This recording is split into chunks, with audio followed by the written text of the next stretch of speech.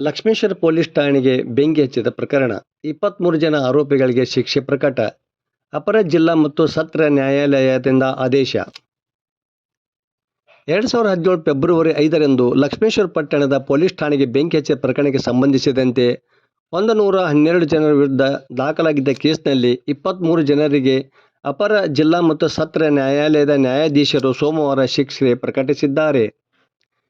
ಘಟನೆಯ ಹಿನ್ನೆಲೆ 2017ರಲ್ಲಿ ಅಕ್ರಮ ಮರಳು ಸಾಗಿಸುವ ವಾಹನ ತಡೆದು ಚಾಲಕ ಶಿವಪ್ಪ ಡೋಣಿ ಎಂಬ ವ್ಯಕ್ತಿಗೆ ಪೊಲೀಸರು ಥಳಿಸಿದ್ದರು ಎಂಬ ಆರೋಪ ಇತ್ತು. ನಂತರ ಚಿಕಿತ್ಸೆ ಫಲಿಸದೆ ಶಿವಪ್ಪ ಡೋಣಿ ಎಂಬ ವ್ಯಕ್ತಿ ಮೃತಪಟ್ಟಿದ್ದ. ಈತ ಗದಗ ಜಿಲ್ಲೆಯ ಲಕ್ಷ್ಮೇಶ್ವರ ತಾಲೂಕು ಬಟೂರು ಗ್ರಾಮದ ನಿವಾಸಿಯಾಗಿದ್ದ. ನಂತರ ರೊಚ್ಚಿಗೆದ್ದ ಕುಟುಂಬಸ್ಥರು ಮೃತದೇಹ ತಂದು ಪೊಲೀಸ್ ಠಾಣೆ ಮುಂದಿಟ್ಟು ಪ್ರತಿಭಟನೆ ನಡೆಸಿದ್ದರು.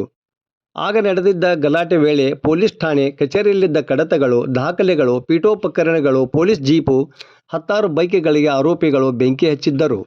ಇದರಿಂದಾಗಿ ಲಕ್ಷಾಂತರ ರೂಪಾಯಿ ಹಾನಿ ಸಂಭವಿಸಿತ್ತು. ಅಲ್ಲದೆ ದುಷ್ಕರ್ಮಿಗಳು ಪೊಲೀಸರ ಮೇಲೂ ಸಹ ಹಲ್ಲೆ ನಡೆಸಿದ್ದರು. ಇದು ರಾಜ್ಯ ಗೃಹ ಇಲಾಖೆ ತಲೆ ತಗ್ಗಿಸುವಂತೆ ಮಾಡಿದ ಪ್ರಕರಣವಾಗಿತ್ತು. ಈ ಕುರಿತು ಲಕ್ಷ್ಮೇಶ್ವರ ಪೊಲೀಸ್ ಠಾಣೆಯಲ್ಲಿ 112 ಜನರ ಮೇಲೆ ಕೇಸ್ ದಾಖಲಾಗಿತ್ತು. 112 ಜನರ ಪೈಕಿ ಈಗಾಗಲೇ 8 ಜನ ಮೃತಪಟ್ಟಿದ್ದು, ಓರ್ವ ಬಾಲಾಪರಾಧಿಯಾಗಿದ್ದಾನೆ. ಉಳಿದ 103 ಜನರ ವಿರುದ್ಧ ತನಿಖೆ ನಡೆಸಲಾಗಿತ್ತು. ಸದ್ಯ ಅವರಲ್ಲಿ ಇದೀಗ 23 ಜನರಿಗೆ ನ್ಯಾಯಾಲಯ ಶಿಕ್ಷೆ ಪ್ರಕಟಿಸಿದೆ. ಆದರೆ ಯಾವೆಲ್ಲ ಶಿಕ್ಷೆ ವಿಧಿಸಿದೆ, ಶಿಕ್ಷೆ ಪ್ರಮಾಣ ಏನು ಎಂಬುದು ಇದೇ ಮಾರ್ಚ್ 24ರಂದು ಪ್ರಕಟವಾಗಲಿದೆ. ಇನ್ನುಳಿದ 80 ಜನರು ಶಿಕ್ಷೆಯಿಂದ ಬಚಾವಾಗಿದ್ದಾರೆ. ಘಟನೆ ನಡೆದ 8 ವರ್ಷದ ನಂತರ ಆರೋಪಿಗಳಿಗೆ ಗದಗ ಜಿಲ್ಲಾ ಅಪರ ಜಿಲ್ಲಾ ಮತ್ತು ಸತ್ರ ನ್ಯಾಯಾಲಯದ ನ್ಯಾಯಾಧೀಶರಾದ ರಾಜೇಶ್ವರ ಶೆಟ್ಟಿ ಸೋಮವಾರ ಶಿಕ್ಷೆಯನ್ನು ಪ್ರಕಟಿಸಿದ್ದಾರೆ.